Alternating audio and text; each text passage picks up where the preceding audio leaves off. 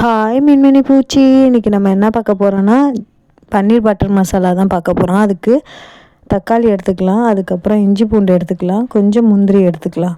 சரிங்களா? இதை நல்லா அரைச்சிக்கணும். நல்லா கிரைண்ட் பண்ணி நல்லா அரைச்சிக்கிட்டு அதுக்கப்புறம் நமக்கு தேவையான பன்னீரை கட் பண்ணிக்கலாம்.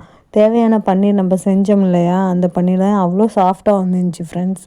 நம்மளாம் இது பண்ண மாரி எனக்கே தெரியல, அந்த அளவுக்கு அழகாக வந்துருந்துச்சு. இங்கே பாருங்களேன், ஸ்கியூபாக இருந்துச்சு, நல்லா இருந்துச்சு சாப்பிடவும். சரி வாங்க நம்ம எப்படி செய்யலான்னு பார்க்கலாம். சரிங்களா? இது கிரைண்ட் பண்ணியாச்சா இந்த அளவுக்கு.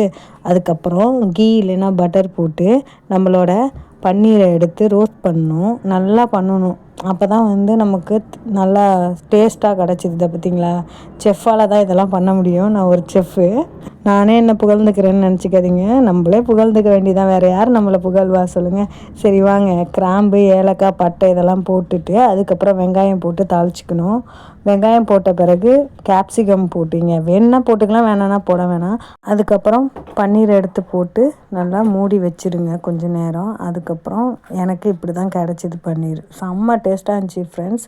ஃப்ரெஷ் க்ரீம் போடணும், ஆனால் நான் போடலை. ஏற்கனவே க்ரீமியாக இருந்துச்சா, அதனால நான் போடல. Taste ultimate friends.